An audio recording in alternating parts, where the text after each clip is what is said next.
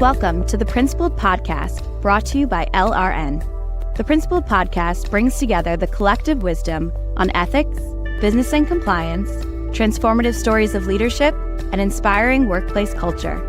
Listen in to discover valuable strategies from our community of business leaders and workplace changemakers. Does an ethics and compliance department have to come across as the cop shop, a place no one wants to visit voluntarily, or the corporate version of Darth Vader? Decidedly not. Building in incentives and user-friendly policies and keeping the focus on the human element can help ethics and compliance programs move from cop to coach. Hello, and welcome to another episode of LRN's Principled Podcast. I'm your host, Susan Frank Divers, the Director of Thought Leadership and Best Practices at LRN. Today, I'm joined by Adam Balfour, who has worked extensively in the compliance and ethics area, most recently at Bridgestone America. Adam has been a Vice President and General Counsel for Corporate Compliance and for Global Risk Management, as well as General Counsel for Latin America, running and overseeing regional ethics and compliance programs, as well as other areas such as global risk management and privacy. We're going to be talking about the importance of humanizing ethics and compliance. Adam, many thanks for coming on the podcast. I'm looking forward to our conversation today. Me too. So let's start about talking about your focus on the human element in ethics and compliance. What do you mean by that? Yeah, so Susan, I think that the reason I've been so focused on really how do we humanize our ethics and compliance programs is really, when I think about it, right, an ethics and compliance program, it's not about getting your organization to comply with the law. It's really how do you influence and connect with your employees, because they're the ones, and some other people as well, whether that's your contractors, whether that's the board, whether it's your suppliers. They are the people who need to be at the heart of your ethics and compliance program. Their acts or their failure to act is what's going to result in the actual compliance or non-compliance for the organization. So I really think it's important that we really place such a key focus on the people. And frankly, we see ethics and compliance through a people-focused lens rather than seeing people through an ethics and compliance-focused lens. I think it's just we've got to prioritize and really put people and human beings at the heart of our programs. I love how you phrase that. And as part of that thought, do you think there's been too much emphasis on rules and penalties in the ethics and compliance area? Yeah, I think that the short answer to that, Susan, is yes. I think we can rebalance this while also actually making our programs much more effective. I like to think, and I kind of learn through analogies. So one of the ones I like to use here is, right, when you think about sports, right, all sports have rules, but sports are about so much more than just the rules and penalties. But the rules, they are absolutely important, right? They protect the interest, the well-being of the players or the athletes. They protect the teams, the fans, even the sport itself. But when you think about something like game theory, and I won't go deep on that, but you get players, added value, rules, tactics, and scope. Rules are there. Rules are absolutely important, but they're not the only thing.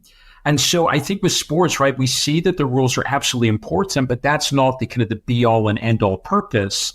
And I think when it comes to business as well, right, the rules are absolutely important, but they're meant to be, how do we play this game of business? How do we interact with other people? How do we really deliver not only good business results, but also really delivering on our corporate purpose as well? One of the problems with ethics and compliance program brands is there's such a heavy focus on rules and penalties.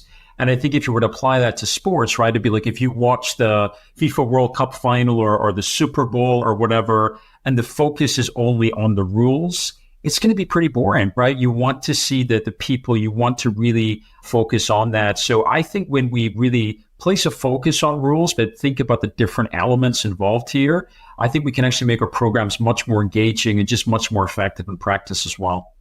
Yeah, I completely agree with you. And we have a saying at LRN that rules are good, but values are better. And when we talk about it, we frequently use the analogy of rules are the skeleton, but values are the circulatory system and the heart, if you use an analogy of a human being. I love the way you've articulated it using the sports analogy. So tell me, why is this human-centered approach better than simply using a rules and punishment model? I think one of the reasons that and I think the way you just highlighted it really matters, right? Values are something that we can connect with. I think they resonate with us more. They can guide us in situations where a rule may not cover every single situation. It's much easier for people to connect with. But I find that a lot of times, and I've spoken to people in our profession where we'll sit down with their colleagues and their fellow employees, and people will say, well, look, compliance, it's such an important topic, right? I mean, it's really, everybody's got such a key role. But then when you press people on that to be like, so what does that mean, right? What is your role? Or if you are a leader or manager and you've got, as your code of conduct may say, a special responsibility, what does that actually mean? When we really humanize this, I think we really present ethics and compliance in a way that is much more relevant and resonates with people. And I think it's just so much easier to help people buy in and understand why you have certain policies or certain standards or certain values or rules in place. It's the brand, it's the engagement that you can get with your employees on that human level. As you say, it's relating to people on a human level and respecting them and making the assumption that they're capable of really internalizing values and acting on them. So give us an idea of how this shift that you've engineered towards a more human-centered ethics and compliance program works in practice. Yeah, so I think it shows up really in all of the different pillars of a compliance program. So maybe I can start, if you want, Susan, by kind of talking a little bit about, how I think this works with something like policies. Perfect. So one of the things I think when it comes to really humanizing policies is to start with a section that really says, why do we need this policy? I think that's a much more effective way. I think a lot of times people will start with defined terms, but having a very clear, and I think a very human-focused why as to why you need this policy. Policies introduce bureaucracy most of the time. So I think it's really good if you communicate a very human-focused why. And I think one of the risks is if your why is that, hey, regulators expect us to have this, then I think that communicates to your employees that you as an organization and maybe even a compliance function, you don't particularly care about the substantive topic. If the regulators didn't have this, then you wouldn't have this policy or you wouldn't be looking to add this value. And so I get that people may feel compelled. Let's say you're putting out an anti-bribery policy, should we reference the FCPA? Should we reference the UK Bribery Act? But I think you can take a different approach and you can start your policy by saying bribery and corruption of government officials, it often has a disproportionate impact on some of the most vulnerable people in our societies, right? They are some of the people who depend on government actions, depend on government support for their welfare and well-being. You can expand on that to say, look, our organization does not allow bribery and corruption, not only because it's illegal, but because doing so goes against our organizational values and our organizational purpose of supporting and helping our communities. So I think that's one of the ways in which we can still have policies, but it's more how do we frame them in that very human-focused way. I also think when it comes to policies, I wish everybody read policies that I write and put out there. But I think the reality is that people don't. And I actually think that's okay. So one of the questions, Susan, I like to ask in trainings, I've done it at compliance conferences, I've done it on LinkedIn, is how many people have read their car manual in its entirety? I have only over the years had one person who's answered yes to that. She actually told me her father was a car mechanic and she was made to read her car manual for the first time before she drove her first car. But I think other than that, people just don't read policies in their entirety. And so we've got to recognize that. We can challenge it to a little bit, but then we've got to think about if they're not going to sit down and read a 50-page code of conduct, how else can we help them connect with our policies and our standards and our values? Well, this is a great opportunity to talk about training next. Can you describe for me how you've taken this approach into training as well? Yeah, absolutely. So I think it's a little bit of a given, right? You want to train the right people on the right topics to help mitigate and manage your most significant compliance risks. I think we have to remember, and I kind of use this as a little bit of a mantra when it comes to training, is that not all training will result in learning. and not all learning will look like training. So one of the things I've advocated for a while, and I'm going to continue advocating for this point, is I think we need to move away from, and even the Department of Justice uses this wording of training and communications, and focus much more on learning and engagement. And I think it sounds very subtle, but I think it's a really important change that we have to make. And so when we talk about training and communication, I think we're much more focused, frankly, on our intent as the compliance team and really the input, right? Did we provide the training? Did we roll out the online learning or online training? Did we send the communication? And I think in most of those instances, we're limiting our scope and our tools to PowerPoint trainings, to online trainings, maybe to some email communications. But if we switch to really focusing on learning and engagement, we become much more focused on the output, right? Did someone learn? Was someone engaged in how the compliance team approached them? There's so many benefits to looking at it from that human, that employee perspective, but also from the compliance team's perspective, it's actually very, very freeing, because once you're focused on the outcome, there's so many other ways in which you can get to that destination. I've done some strange things with my colleagues over the years, but I think they've been incredibly effective, right? We've talked about compliance lessons from movies such as Star Wars. We've talked about similar things from Star Wars. I've got an event at CEI this year where we're talking about, lessons of ethics and compliance from Ted Lasso. There's just so many ways where you can connect with people with things that they're already familiar with, and you can help them learn rather than just give them the very traditional training. Well, and I applaud you because you're really focusing on impact. You're not simply trying to push content out and counting that as a win. And that means in the end that you really have to take into account how employees actually learn, as you say. So let's turn to investigations too, because that's always a very difficult area. Yeah, I think it is. I think when it comes to ethics and compliance and really integrity, one of our key roles, both within the organization and outside, is how do we build and maintain trust?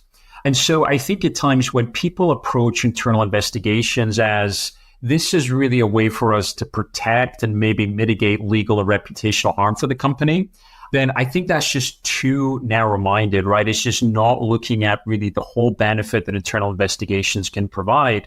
And so I actually think investigations, when they're done properly, they can protect the organization, they can reduce liability and reputational harm. But I think it's also a way to show your employees that you care. When they speak up, that they will be listened to, they won't be retaliated against. I think it's also a really effective way that you can show commitment to your stated values and those standards that you have in your organization to really protect your culture. But I think it also can help you realize, maybe a matter isn't substantiated, but people are regularly speaking up about an issue. Maybe that indicates there's a lack of understanding, or your policies aren't clear or aren't really working in practice. I think if you only see investigations, as I think some people do, really about kind of liability mitigation, I think it's too narrow-minded, and I think it's just not helping your employees and your organizational culture. And there's different ways I think you can build that into your investigation. So even the intake process, is it a helpline? If it is, then who's it meant to help, right? Is it meant to help your employees? What's that experience? How long does it take for someone to report concerns using your helpline? So I think it's just something that we have to really see when someone speaks up. There's facts, there's perceptions, there's emotions, and we can see our employees as being human beings and really support them. So I think so many different ways we can humanize the investigation process, and it's really helps us kind of build that trust as well within the organization. And that, of course, also helps really strengthen ethical culture. My friend Scott Sullivan at Newmont Mining talks a lot about there's been too much emphasis on speaking up and not enough about listening up and about then taking action. Because if an employee actually comes forward and is brave enough to speak up, you have to ensure that that doesn't become a negative experience, as you very articulately describe. So let's turn to another area. When I heard you speak at the Global Ethics Summit last spring, I know that you talk about incentivizing good ethics and compliance behavior. In other words, you're accentuating the positive, not just the negative consequences of misconduct. How do you do that inside your program? Yeah, no, it's definitely an area that I think is so important. I know there's been a lot of focus on this fairly recently with the discussion about clawbacks and other incentives, but I think this is an important topic that people have been considering for a while. We look back to September of 2022, Deputy General Lisa Monaco, she gave a speech in New York, and she talked about incentives, and she actually used the word culture 14 times throughout her speech. There was a particular comment that stuck in my mind where she says, as everyone here knows, it all comes back to corporate culture. So I think when you're introducing incentives or disciplinary measures within your organization, I think one of the key starting places is to think about your culture. And so I think there's some places where the culture is very nice, it's very positive. I think that is going to lend itself very well to really being able to, as you put it, kind of accentuating the positive. So I've done some things before where we've introduced things such as leading with integrity awards. That's been probably one of my favorite things that I've introduced at Bridgestone's compliance program, because leaders and managers and supervisors, right, they play such a key role. And Bridgestone Americas is such a big organization, right, about 50,000 employees. Even after almost 10 years, I don't know all 50,000 people and they don't know me. So we actually allow our employees, our teammates to nominate leaders and managers. And that does a couple of really great things, right? There's some leaders in the organization who I know who they are, and I know they're doing a great job supporting compliance. There's other people who maybe I have some familiarity with them, but I didn't realize that they were doing such a great job supporting compliance. And then there's some other leaders and managers who maybe I've never met, maybe I'll never get the chance to meet because they work in another location. But to hear the work of these people and what they're doing makes such an impact on me. And I think it's just great to highlight. But other organizations, maybe they get a different culture. And I could see in those situations where maybe if it's a little bit more of a sharp elbow place or a little bit more kind of competitive, having some of those positive incentives may be less effective. And so I think it's really finding out what's right for your organization. And you can do that through incentives. You can do that through kind of annual goals, performance reviews. But also I think that the power of storytelling, I think just has such an impact on people. It's more memorable. It's more relatable. And so when you can really show, look, here's the benefits when someone spoke up, I think that creates some safety, psychological safety within the organization for people in other situations to think, maybe I should speak up if I see something similar. So lots of different ways. But as Lisa Monaco said, I think it really all does come back to corporate culture and what'll work. I love what you've done with storytelling and communication from what I've seen, particularly on your Sunday morning compliance tips and network activities. And I also understand that you're writing a book, which is incredibly impressive.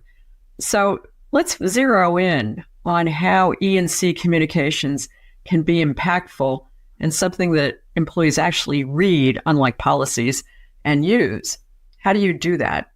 So I think one of the ways that I've done it, and I've been greatly influenced in my thinking by, there's an organization called the Center for Creative Leadership, and they talk about their 70-20-10 framework, which is really about how adults learn.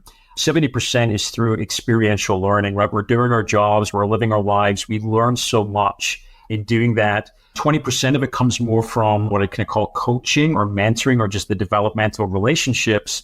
And then 10% of it comes from the more traditional classroom learning or kind of, reading as a means to learn as well.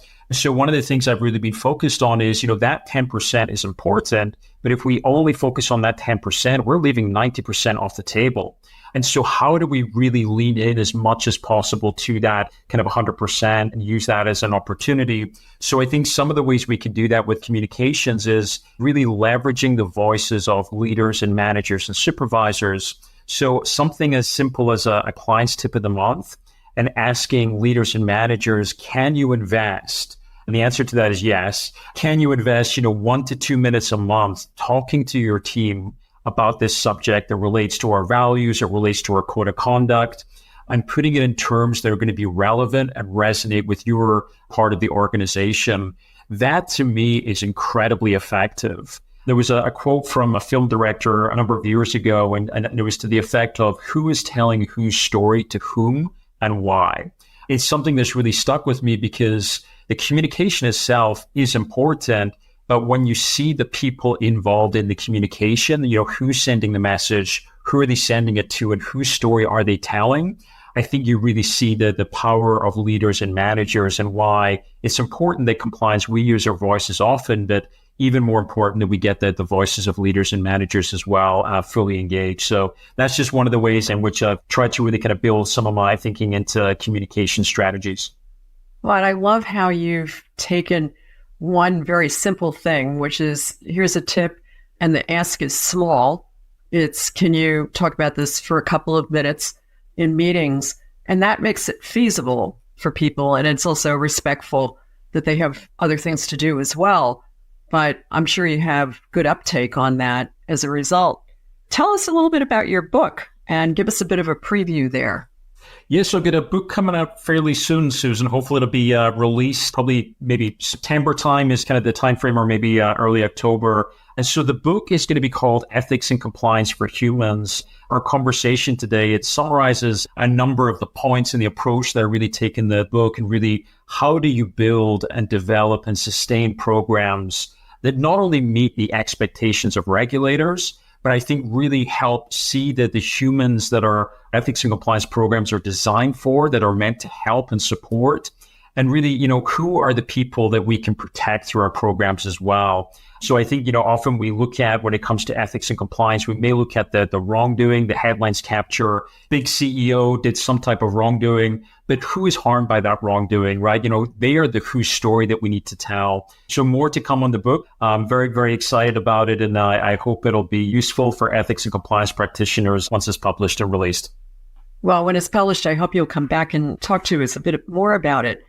So we're almost out of time, but before we leave the podcast, Adam, since you really are an innovator in the ethics and compliance space, I wanted to ask you what you see coming down the pike for E&C programs. I mean, there's ChatGPT, there's data metrics. Are there other tools and trends that you see? It would be great to get your insights. I have played with ChatGPT, I've played with some of the other tools as well. This is a change that is coming for sure. And so I actually like the direction that some of this is going, that the tools are not perfect, that they're really what I'm hoping that we're going to see over the next, let's say the next 10 years, the next decade. I hope in 10 years from now, we look back and we look at codes of conduct and we almost laugh. Like, can you believe back in 2023, people were still putting together codes of conduct? They were printing them. They were handing them out to employees and expecting people were going to read them.